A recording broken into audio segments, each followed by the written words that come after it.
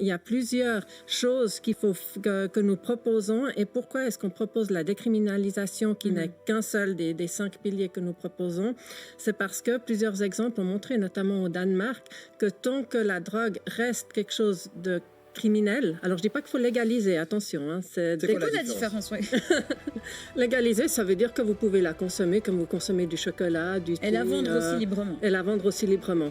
Décriminaliser, pourquoi est-ce qu'on veut décriminaliser? Parce qu'à l'heure actuelle, la police, typiquement, et les travailleurs sociaux peuvent difficilement collaborer entre eux parce que quand vous avez une personne toxicodépendante qui s'adresse à un travailleur social, comme elle sait qu'elle fait quelque chose d'illégal, elle va avoir de la peine à se confier parce qu'elle va avoir peur que le travailleur social va en parler à la police.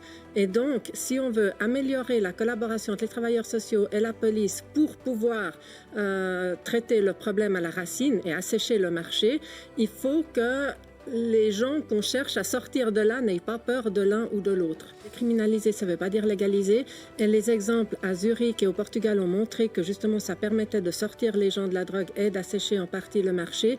Et ce que nous on propose, et qui n'est pour l'instant pas fait à Zurich, mais qui est fait au Portugal, c'est que quand vous proposez à une personne qui est toxicodépendante de la prendre en charge, notamment dans les centres où elles peuvent aller s'approvisionner sous surveillance, qu'elles doivent aussi s'inscrire, qu'il y ait un suivi et que cette personne doit collaborer pour son insertion professionnelle. Il ne s'agit pas de distribuer de la drogue librement à tout le monde. Je serais la première à être contre. Je tiens quand même à rappeler que la répression, c'est quand même la mesure la plus chère parmi toutes les mesures du 5 piliers.